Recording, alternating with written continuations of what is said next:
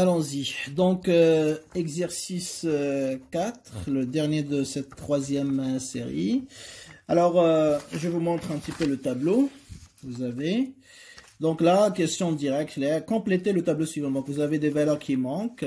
Donc, soit vous avez l'utilité totale qui manque, soit l'utilité marginale ici, soit les valeurs de X aussi qui manquent. Donc, chaque fois que vous avez un point d'interrogation, donc ce sont les valeurs qui manquent. Et donc là, la question c'est, voilà, trouver les valeurs qui manquent pour compléter ce tableau. Très bien. Alors là, vous avez bien compris, donc on va travailler avec les formules qu'on avait développées dans le cours magistral, et comme on les a appliquées dans les TD pendant le cours magistral aussi. Voilà, donc soit vous avez la valeur finale, donc c'est ça le plus important dans ce genre d'exercice, c'est de savoir qu'est-ce qu'on vous demande, est-ce que c'est la valeur finale ou la valeur initiale, soit de l'utilité totale, soit des XI, d'accord? Après, pour l'utilité marginale, bien sûr, il n'y a qu'une seule utilité marginale, donc il n'y a pas d'utilité marginale initiale ou finale, on est bien d'accord. Très bien, donc ici, je vais regarder un petit peu ce qu'on peut faire sur le tableau, et après j'écrirai la réponse, d'accord? Alors ici, vous avez... la première valeur qui manque, point d'interrogation, c'est quoi? C'est une utilité totale. Alors, utilité totale, est-ce que je vais chercher l'utilité totale I ou I-1? Est-ce que c'est final ou est-ce que c'est initial? Donc, ça dépend en fait des données que vous avez, d'accord? Si vous avez les données pour calculer la valeur initiale, vous travaillez avec initial. Si vous avez les données nécessaires pour calculer la valeur finale, vous travaillez avec la formule finale. Si vous avez les deux, vous choisissez une des deux. Ça sera le même résultat, d'accord? Donc, toujours, il faut s'adapter. Donc, parfois, tu ne peux pas travailler avec la formule initiale. Donc là, vous êtes obligé d'utiliser la formule de l'utilité totale finale ou X finale, par exemple. Et inversement. Donc, toujours, je regarde un petit peu les données que j'ai dans le tableau.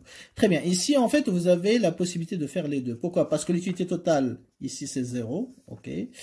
Si je considère que ça, l'utilité totale que je cherche ici, c'est finale. Ça veut dire que l'utilité totale initiale, elle est là. Donc, on a 0. Donc, elle existe. Est-ce que j'ai l'utilité marginale? Oui. J'ai delta X? Oui. Donc, j'ai toutes les données pour calculer ce point d'interrogation, cette valeur comme une utilité totale finale. Mais je peux aussi l'utiliser comme initiale. Pourquoi? Parce que j'ai l'utilité totale finale, donc ils la suivent. J'ai l'utilité justement marginale finale, elle est là. Et j'ai X finale et X initiale. Donc, soit j'utilise la première ou la deuxième formule, j'ai toutes les informations nécessaires. Et donc, je peux utiliser les deux. Très bien. Alors, je vais peut-être... utiliser utilité totale initiale, parce que dans les exercices précédents, on avait travaillé toujours, dans la majorité des cas, par les formules finales. Très bien. Donc, ça, c'est quoi? Et je crois que avant de faire ce travail-là, on avait insisté là-dessus. Il faut avoir le réflexe de bien désigner et préciser le rang des valeurs que je cherche à calculer. Ça veut dire quoi le rang? C'est-à-dire à quoi est égal I? Est-ce que c'est la première, deuxième, etc. Donc, ici, c'est bien sûr X1. On va l'appeler X1, X2, X3. Je fais ce travail, c'est obligatoire.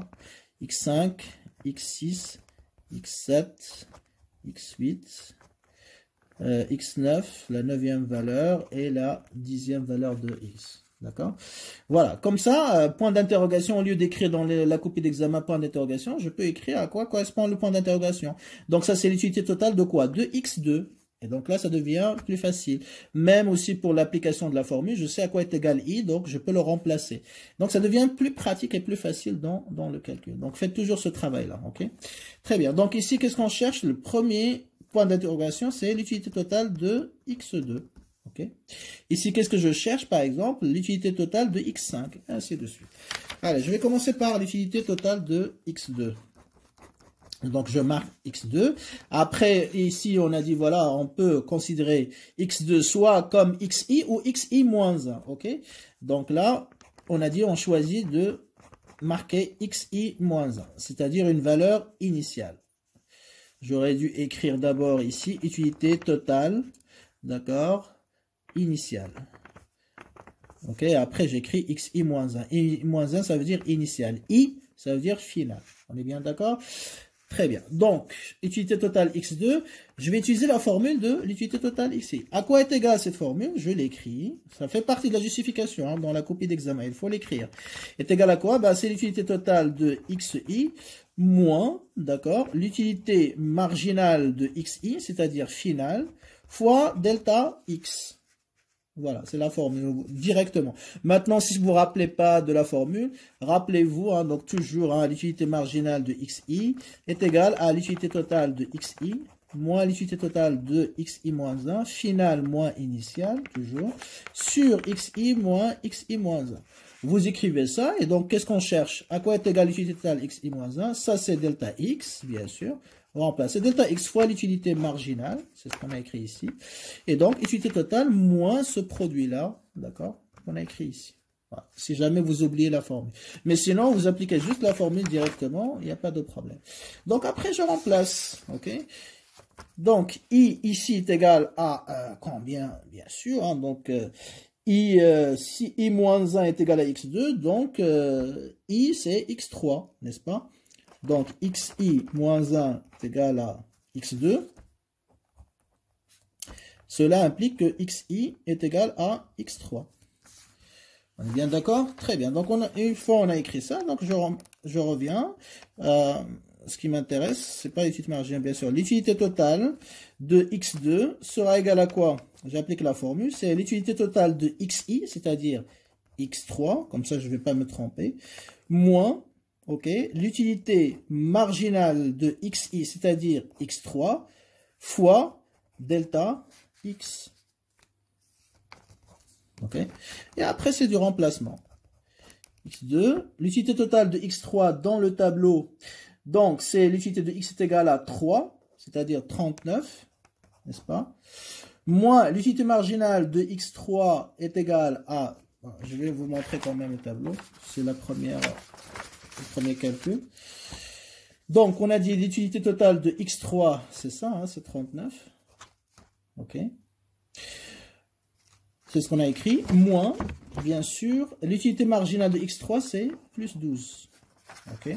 Et après, on va faire x3 moins x2, c'est-à-dire 3 moins 1. Donc, ça fait plus ou moins 12. Fois, bien sûr, delta x, c'est x3 moins x2, c'est-à-dire 3 moins 1. Et donc, ça me fait 39 moins 24. Ça fait quoi? Enfin, plus, elle est toujours positive, mais bon, j'ai déjà écrit.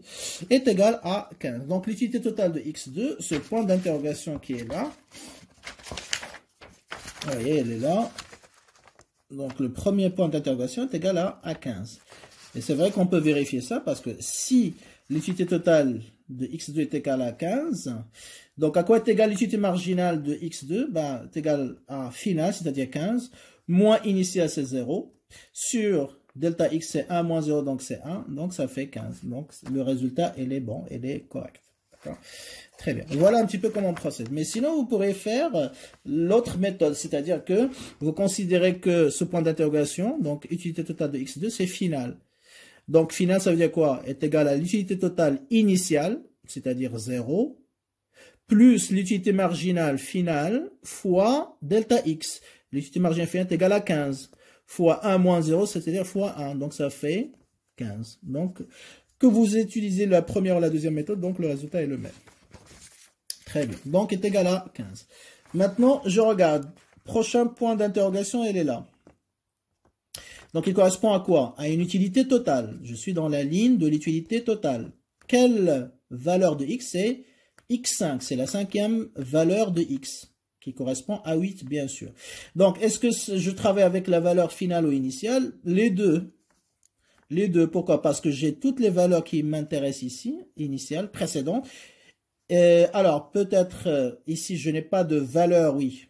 Pardon, ici, je n'ai pas la valeur. Si je considère que c'est initial, d'accord, il va me falloir la valeur finale de x. Or, il n'est pas connu. Donc, je vais considérer que c'est une valeur finale. Avec la valeur finale, j'ai les valeurs initiales, ils sont là, donc il n'y a pas de problème. Très bien. Et donc, même si parfois vous vous trompez, pourquoi je vous raconte ça? Parce que même si vous allez considérer que c'est initial, après quand vous allez faire le calcul, vous allez trouver qu'il y a quelque chose qui vous manque. Et donc là, vous serez obligé de refaire le travail. Donc juste pour éviter de perdre du temps, il vaudrait mieux regarder les données, est-ce qu'ils sont disponibles ou pas. Autrement dit, hein, donc quand je cherche à déterminer la valeur d'un point d'interrogation dans une colonne comme ça, il faut que j'ai soit tous les chiffres, d'accord, disponibles dans la colonne précédente, soit dans la colonne qui suit. D'accord? Donc, si j'ai un autre point d'interrogation dans la colonne qui suit ou qui est précédente, donc ça veut dire qu'il y a une deuxième inconnue qui me manque. Et donc là, je ne peux pas faire le calcul. Donc là, ça va être impossible. Donc, si je voudrais calculer ça, il ne faut pas que j'ai un deuxième point d'interrogation dans la colonne soit qui est à droite, soit qui est à gauche. Donc, s'il est à droite, ça veut dire que je ne dois pas considérer comme initial. Je vais travailler avec final. Si le deuxième point d'interrogation est à gauche, ça veut dire que je ne dois pas la considérer comme finale, je dois la considérer comme initiale. Ok? Donc voilà, vous voyez, pour ce point d'interrogation, elle est où le deuxième point d'interrogation? Dans la colonne qui suit, elle est là. Donc je ne peux pas considérer cette valeur comme initiale, d'accord? Parce qu'il me manque une valeur finale de x ici. Donc ici, si je vois à gauche, la colonne qui précède, il y a tous les chiffres, donc ils sont connus. Donc, je vais considérer ce point d'interrogation comme une valeur qui est finale. Parce que si c'est final, ça veut dire que tout ça, c'est initial. Et tout ça, c'est connu. Donc, je peux faire le calcul. Voilà un petit peu la technique hein, donc à suivre le jour de l'examen. Très bien. Donc, ici, c'est quoi? C'est l'utilité totale de quoi? De x5. C'est une valeur finale, on a dit. Très bien. Donc, allons-y. Je vais continuer ici. On cherche l'utilité totale de x5. Donc, c'est une utilité totale finale. Donc, on va travailler avec la formule de xi, n'est-ce pas? Très bien. Donc, cxi, c'est, enfin, final, hein, bien évidemment, xi est égal à x5.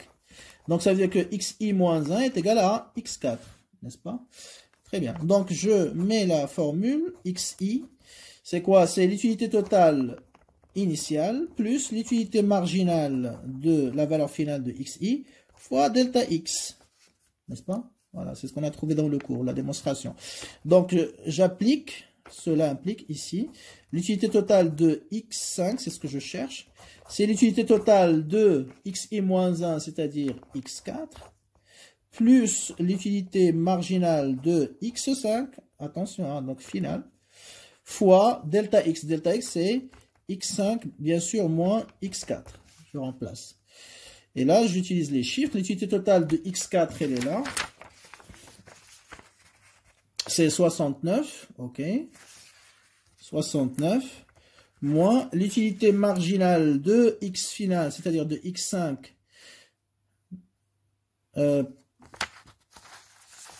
L'utilité totale de x4, on l'a déjà. Donc, on l'a déjà, c'est 69, c'est-à-dire l'utilité totale précédente. Moins, pardon, c'est plus. L'utilité marginale, donc, elle est là. X final, c'est-à-dire x5, c'est-à-dire 7.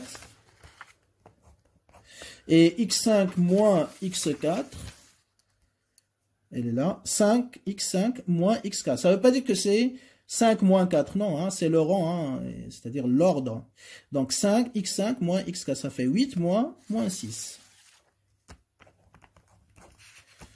N'est-ce pas? Très bien. Donc ça fait 69 plus 8 moins 6, ça fait 2, plus 14, donc ça nous fait 83.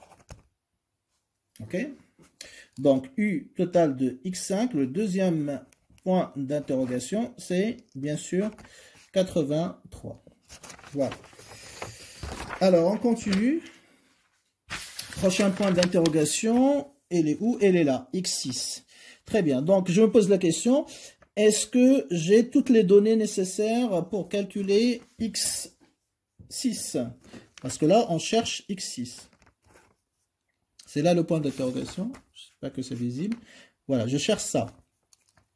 Alors, je regarde la colonne, il est là. OK. Et je regarde la colonne qui est à droite et qui est à gauche. Est-ce que j'ai les données dans les deux colonnes ou pas? Alors, ici, à droite, je sais qu'il y a un point d'interrogation. Donc, ça veut dire quoi? Ça veut dire que ça, c'est si x6 hein, donc, est considéré comme initial, ça veut dire que ça c'est final, d'accord? Donc, puisque avec les valeurs finales, donc il y a quelque chose qui manque, donc je ne peux pas considérer ça comme initial. Est-ce que ici à droite, j'ai un point d'interrogation, mais je viens de le calculer, hein, c'est l'utilité totale de x est égal à 5, donc elle est connue. Donc on a dit est égal à 83. Donc j'ai 8, j'ai 83, j'ai 7. Donc je peux considérer que ça c'est final, ok? Parce que j'ai les données initiales, c'est-à-dire précédentes. Très bien, donc on va utiliser la formule, hein, donc pour x final bien évidemment. Alors, qu'est-ce qu'on cherche? On a dit x6, c'est l'inconnu. D'accord? C'est une valeur finale de x. Et donc, finale, ça veut dire qu'on cherche xi. Très bien. Donc, si xi est égal à x6, cela implique que xi moins 1 est égal à quoi? C'est x5, n'est-ce pas? Qui est égal à 8 dans notre tableau. Et la valeur finale de xi, si je la cherche, comment je la détermine? C'est la valeur précédente, initiale, donc xi moins 1, plus, d'accord, la variation de l'utilité totale, c'est-à-dire delta u total, sur l'utilité marginale de xi. Ok? Donc, autrement dit, je remplace xi par x6, est égal à quoi? Xi moins 1, donc c'est 5, donc x5, plus la variation de l'utilité totale, donc c'est-à-dire l'utilité totale finale, c'est x6 moins l'utilité totale de initiale x5, sur l'utilité marginale de x6, bien sûr. Parce que 6, c'est final. Ok. Et après, je remplace x5, il est là. x5, donc c'est 8. Voyez, x5, c'est 8. Plus l'utilité totale de x6, c'est 91, moins 83. C'est ce qu'on a trouvé. Et l'utilité marginale de x6 est égale à 4. Donc, je divise par 4.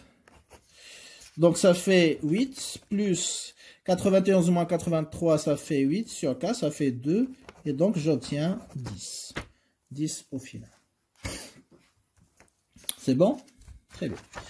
Alors, on continue. Donc, la valeur qui suit, elle est là. Inconnue, c'est une utilité totale. Voilà. Et qui correspond à x7. Donc, ça, c'est l'utilité totale de x7. Alors, est-ce qu'elle est finale? Est-ce qu'elle est initiale? Je regarde. Alors, ici, je viens de calculer x6. Donc, j'ai toutes les données à gauche. D'accord, pour calculer ça comme une valeur finale. Mais aussi à droite, j'ai toutes les données qui sont connues. Donc, je peux la calculer aussi comme une valeur initiale. Donc là, j'ai le choix. Ok. Alors, ici, par précaution, parce que peut-être que je pourrais me tromper sur x6, voilà. Donc, j'essaie de prendre les données qui sont sûres. Donc, les données qui sont dans la question, je vais travailler avec ça. Parce que peut-être que, même si maintenant c'est correct chez moi, mais imaginons que tu te trompes sur cette valeur et tu travailles encore avec cette valeur. Au lieu de perdre cette question, tu vas perdre les deux. Parce que si c'est ça faux, ça aussi, ça va être faux. Donc, pour éviter ce risque, je vais travailler avec ces données-là. Donc, ça c'est final et donc ça c'est initial. Donc, je vais considérer ça comme une valeur initiale. Ok. Donc, U total x7. U total x7, on va la considérer comme une utilité totale initiale, c'est-à-dire utilité totale, bien sûr, i moins 1. Ok. Très bien.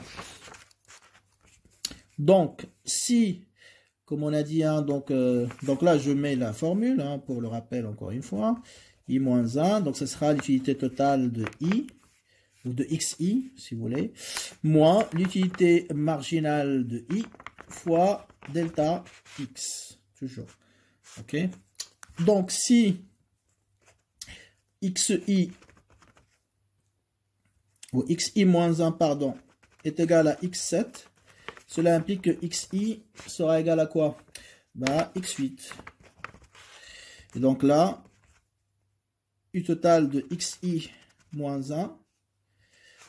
Donc je vais continuer ici parce qu'il n'y a plus d'espace. Que ce soit plus clair. Donc l'utilité totale de x7 initiale est égale à l'utilité totale finale, c'est-à-dire x8, moins l'utilité marginale de x finale, c'est-à-dire x8, fois delta x, c'est-à-dire x8 moins x7. Je remplace. C'est important de faire ce remplacement parce que sinon, ça va être compliqué pour vous. Alors, l'utilité totale de x8, elle est là. Donc, c'est 12. Enfin, 92, pardon. x8, c'est 12. x7, c'est 11. 12 moins, voilà. Et après, l'utilité marginale, bien sûr, de x8 est égale à 0. Donc, ça nous fait l'utilité totale de x8 est égale à 92 moins 0, bien sûr, x8, enfin x8 moins x7, bien sûr, donc c'est 12 moins 11. Okay. Donc, ça nous fait, bien sûr, 92. Autrement dit, hein, donc l'utilité, bien sûr, de x7 est égale à l'utilité totale de x8. Sinon, vous n'aurez pas 0 ici dans l'utilité marginale. Okay, donc, c'est logique. Donc, ça va être égal à 92. Très bien. Alors, ensuite, qu'est-ce qui nous manque? Donc là, on cherche ce point d'interrogation. Ça, c'est quoi? C'est l'utilité totale de x10. Je regarde avec quoi, avant ça, pardon, il y a ça. C'est l'utilité marginale de x9. Alors, pour l'utilité marginale x9, vous n'avez pas besoin de faire le travail qu'on vient de faire. L'utilité marginale de x9, donc, est égale à quoi? C'est l'utilité totale de, ça c'est final, x9, moins l'utilité totale de initiale, c'est-à-dire la valeur précédente, sur, bien sûr, x9, delta x, x9 moins x8. Donc là, c'est une seule formule, hein, vous n'avez pas le choix. Donc là, vous remplacez l'utilité totale de x9, elle est là, 92, moins 92 sur 14 moins 12, tout simplement. Donc 92, moins 90 moins 92, pardon, sur 4 moins 14 moins 12, donc ça fait moins 2 sur 2, donc bien sûr, ça nous fait moins 1, une valeur négative. Très bien. Alors maintenant, je passe au point d'interrogation suivant. Donc là, c'est une utilité totale, bien sûr, de x10. Alors, utilité totale de x10. Est-ce que c'est final, est-ce que c'est initial? Vous avez le choix. Hein. Donc là, j'ai les valeurs parce que je viens de la calculer. Hein, donc, est égal à moins 1. J'ai les valeurs aussi à droite, elles sont complètes, ici c'est complet, ici c'est complet, donc je peux soit utiliser la formule initiale ou finale, d'accord? Allez, on va dire c'est final, d'accord? Pour changer un petit peu, l'utilité totale donc de x10, c'est une utilité totale finale, c'est-à-dire une utilité totale de type xi. Donc, si x10 c'est xi, cela implique que x9 c'est xi moins 1. Je dois trouver xi moins 1.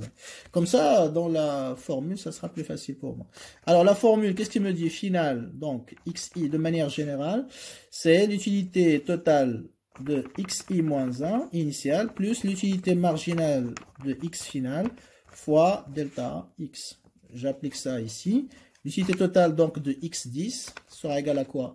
C'est l'utilité totale précédente, de la valeur précédente, c'est-à-dire x9, plus l'utilité marginale de la valeur finale, donc x10, fois delta x, c'est-à-dire x finale x10 moins x9. Et après, une fois que j'ai écrit ça, bien sûr, je remplace numériquement. Et donc, l'utilité totale de x10 sera égale, donc je reviens à mon tableau, il est là. Donc, l'utilité totale de x9, elle est là, c'est 90, ok. Plus l'utilité marginale de x10, hein, donc est égale à moins 2. Donc, moins 2. Fois delta x, c'est-à-dire x10, elle est là, c'est 17 moins 14. Je remplace 90. 17 moins 14, ça fait 3. Moins 2, ça fait, voilà, moins 6. Et donc, ça nous fait 84. 90 moins 6, ça fait 84. OK? Très bien. Alors, on continue. Donc, qu'est-ce qu'il nous reste? Il nous reste ces deux points d'interrogation là. D'accord?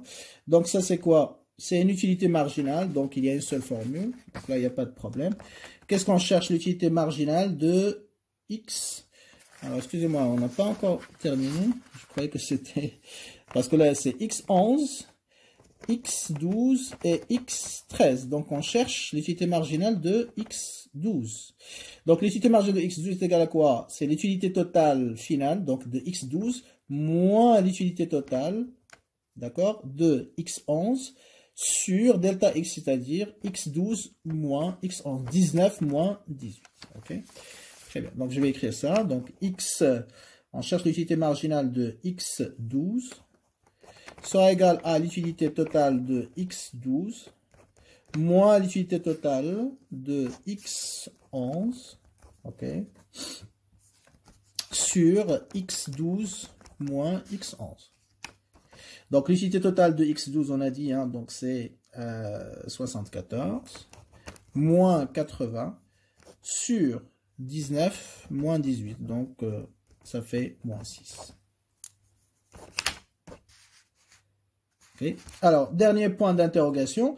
Donc, toujours la dernière valeur. Ici, c'est une valeur de x. Vous voyez. Donc, toujours, hein, on ne peut pas considérer comme si c'est une valeur initiale. Pourquoi? Parce que c'est la valeur finale. Donc, puisque c'est la dernière valeur, donc il ne peut être que finale. Donc là, x13, bien sûr, il n'y a pas de discussion. x13, c'est une valeur finale. Donc, c'est-à-dire xi. Je vais travailler avec la formule xi. Alors, pour avoir les valeurs de x qui manquent, qu'est-ce qu'on avait démontré la dernière fois? Alors, xi est égal à quoi? Bah, c'est xi moins 1 plus delta u total sur l'utilité marginale de la valeur finale de x. N'est-ce pas? Alors, ici, xi, c'est x13, n'est-ce pas? Ce qui implique que xi moins 1, c'est quoi? C'est x12. Et j'applique, ça fait x13 est égal à quoi? x12, plus delta u total, c'est l'utilité totale finale, c'est-à-dire de x13, moins l'utilité totale initiale, donc de x12, sur l'utilité marginale de x finale, c'est-à-dire x13. Et je remplace, je reviens à mon tableau, je terminerai là-dessus. Alors, x initial, bien sûr, c'est 19, c'est x12, hein, donc c'est 19, j'écris 19. Plus l'utilité totale de x13, c'est-à-dire 54, moins 74. Ok, sur l'utilité marginale de x13 qui est égale à moins 10. Je vais travailler avec ces trois chiffres. Donc ça fait 54 moins 74, n'est-ce pas? Sur l'utilité marginale de x13 qui est égale à moins 10. Ça fait 19. 54 moins 74, donc ça fait moins, bien sûr, hein, donc 20. Sur moins 10, ça fait 2, d'accord? Et donc ça fait 21 au final pour x13. Voilà. Donc, vous voyez, hein, donc ça devient presque mécanique. Il faut juste préciser est-ce que vous avez des valeurs finales ou des valeurs initiales. Une fois vous avez précisé, donc ça vous donne la formule. Il faut toujours rappeler la formule. Et après, voilà, il faut faire du remplacement. Voilà donc en gros hein, ce qu'on peut dire au sujet de cette approche cardinale. De la loi de l'utilité marginale décroissante, des valeurs qui manquent de l'utilité marginale, l'utilité totale. Donc, essayez de toujours de respecter la méthode. Et une fois, hein, donc même si ça vous paraît un petit peu hein, donc long, etc. Mais avec la répétition, hein, ça va devenir très très facile pour vous. Ok. Voilà, donc on arrête là hein, pour cette troisième hein, série. Je vous donne rendez-vous pour la série 4 prochainement.